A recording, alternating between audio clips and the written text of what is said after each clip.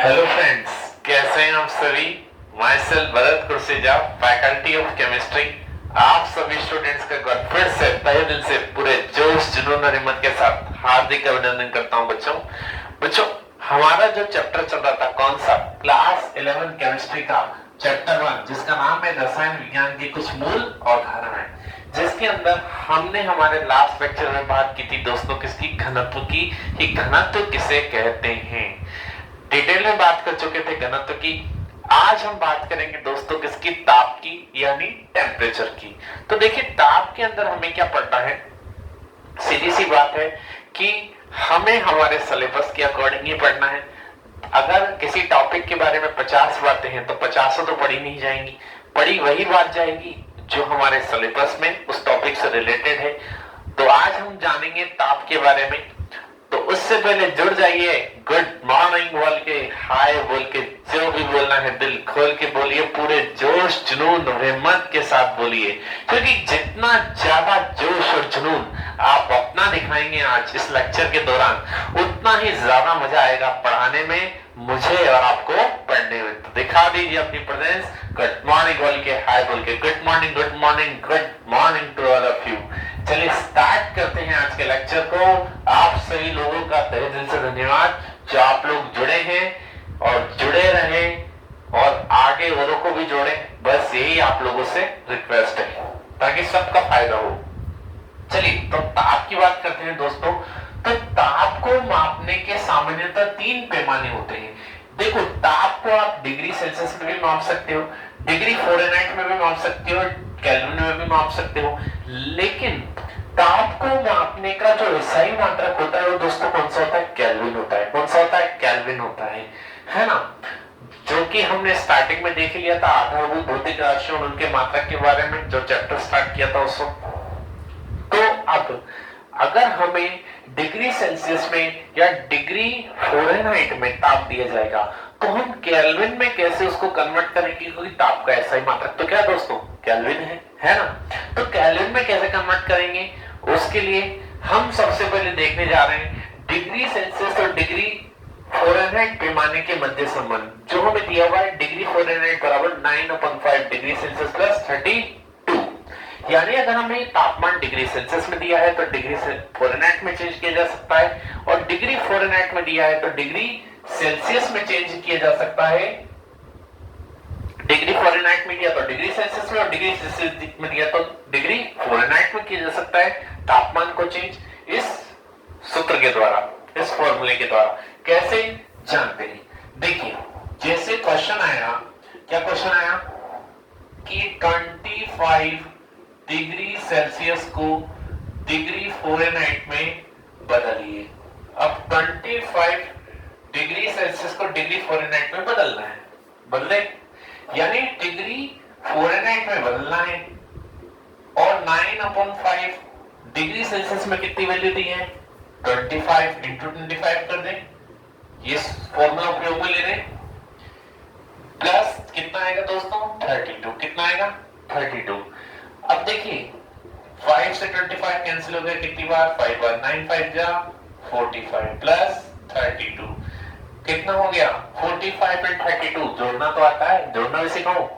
चलिए तो क्या हो गया 40 और 30 70 और 7 77 डिग्री फ़ारेनहाइट। तो डिग्री फ़ारेनहाइट में कितना बन गया दोस्तों, ये 77 डिग्री फ़ारेनहाइट, यानी 25 डिग्री सेल्सियस किसके इक्वल होता है, 77 डिग्री फ़ारेनहाइट के। ऐसे ही अगर हमें डिग्री फ़ारेनहाइट में दिया गया और डिग्री सेल्सियस में चेंज करना हो तो कैसे करेंगे, बता रहे हैं आपको, लेकिन पहले इसका स्क्रीनशॉट ले लीजिए। ले लिया, चलिए अब देखिए तो किस तरीके से चेंज करेंगे डिग्री फ़ारेनहाइट में दी गई वैल्यू को डिग्री सेल्सियस में।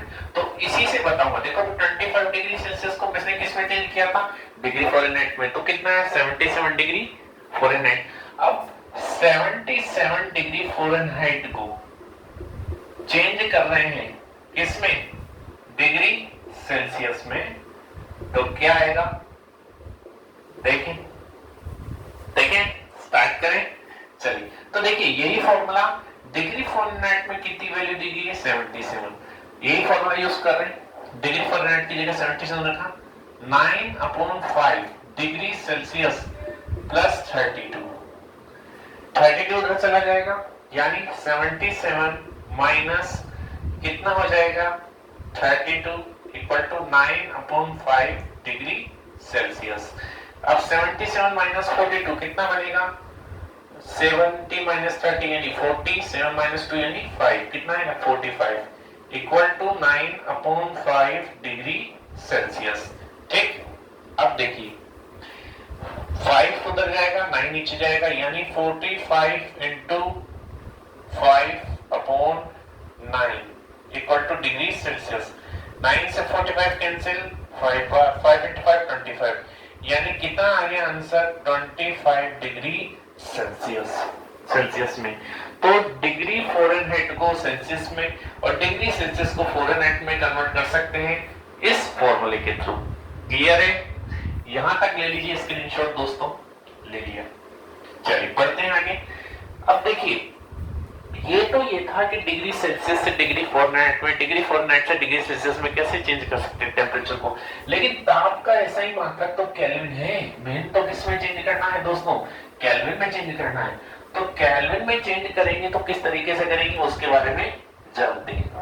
ठीक, तो डिग्री सेल्सियस और केल्विन पैमाने के मध्य निम्न संबंध होता है। अब डिग्री सेल्सियस और केल्विन पैमाने के मध्य संबंध देखते हैं। यानी अगर हमें दिया गया है 25 डिग्री सेल्सियस ताप और हमें उसको चेंज करना है केल्विन में, तो कैसे करेंगे देखिए। तो केल्विन में चेंज करना है। ठीक, किसमें चेंज करना है दोस्तों, केल्विन में। केल्विन में चेंज करना है और हमें डिग्री सेल्सियस में कितना टेम्परेचर दिया गया है 25 प्लस 273.15 कर देंगे।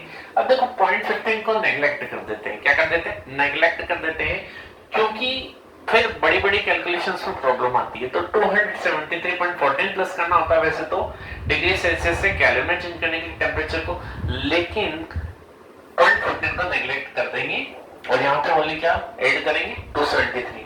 तो केल्विन में कितनी वैल्यू हो जाएगी 298 हो जाएगा। यानी कितना केल्विन हो गया ये 298 केल्विन हो गया 25 डिग्री सेल्सियस, मतलब 298 केल्विन। तो इसका एक बार स्क्रीनशॉट लें। चलिए हो गया। चलिए अब देखें, ये तो चलो डिग्री सेल्सियस में दिया और केल्विन में चेंज किया। अब केल्विन में दिया होता कितना 298 ही, और इसको किस में चेंज करना होता डिग्री सेल्सियस में, यही यूज करेंगे। यानी केल्विन में दिया गया है कितना 298 equal two degree Celsius plus 273 लिखेंगे।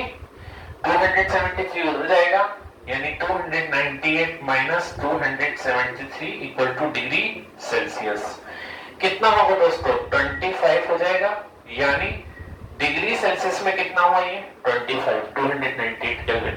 तो केल्विन को डिग्री सेल्सियस में, डिग्री सेल्सियस केल्विन में चेंज कर सकते हैं। तो डिग्री सेल्सियस को जब केल्विन में चेंज करना होता है टेम्परेचर को 273 ऐड करेंगे डिग्री सेल्सियस में दिए टेम्परेचर में, और केल्विन से डिग्री सेल्सियस में अगर चेंज करना है तो 273 को माइनस कर देंगे केल्विन में दिए टेम्परेचर में से, तो डिग्री सेल्सियस में टेम्परेचर आ जाएगा। तो ये तो केल्विन से डिग्री सेल्सियस में, डिग्री सेल्सियस से केल्विन में चेंज करना हो गया। एक बार स्क्रीनशॉट ले लीजिए। चलिए तो दोस्तों अगर डिग्री सेल्सियस में दिया गया टेम्परेचर तो केल्विन में तो आप चेंज कर लोगे। बात समझ में आ रही है? क्योंकि ऐसा ही मात्रा क्या है ताप का केल्विन। मेन किस में बदलना होगा, अगर कोई न्यूमेरिकल करेंगे हम तो न्यूमेरिकल करते वक्त अगर हमें आंसर देना होगा तो हम किस में निकालेंगे केल्विन में निकालेंगे, क्योंकि ताप का ऐसे मात्रा क्या है केल्विन। अगर हमें क्वेश्चन में नहीं दिया गया है, न्यूमेरिकल में नहीं दिया गया कि ताप किस में निकालना है, तो हम किस में निकाल के छोड़ेंगे आंसर केल्विन में छोड़ेंगे। अब उस कंडीशन में केल्विन में चेंज करना है।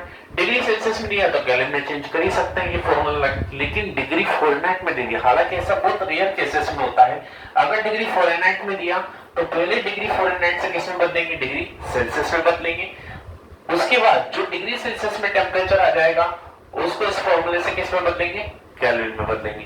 तो डिग्री फ़ारेनहाइट से डिग्री सेल्सियस, फिर डिग्री सेल्सियस से केल्विन में चेंज हो जाएगा कि नहीं हो जाएगा, हो जाएगा। बात समझ में आई? चलिए तो स्क्रीनशॉट ले लें एक बार जिसने नहीं लिया है। चलिए तो ये था दोस्तों दांत के बारे में जो हमने आज पढ़ा है। नेक्स्ट लेक्चर में हम बात करेंगे किसकी? सरप्राइज।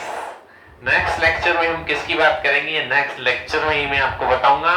लेकिन अगर ये लेक्चर आपको अच्छा लगा है तो लाइक जरूर करना दोस्तों, चैनल का सब्सक्राइब जरूर करना और शेयर जरूर करना लेक्चर को अपने उन साथी दोस्तों के साथ जो कर रहे हैं board, NEET, JEE mains, CUET, JET किसी भी एग्जाम की प्रिपरेशन, जो कि सभी एग्जाम्स में आपको फायदा दिलाने वाला है। तो मिलते हैं नेक्स्ट लेक्चर में, तब तक के लिए आप सभी बच्चों का तहे दिल से धन्यवाद। जय श्री कृष्णा।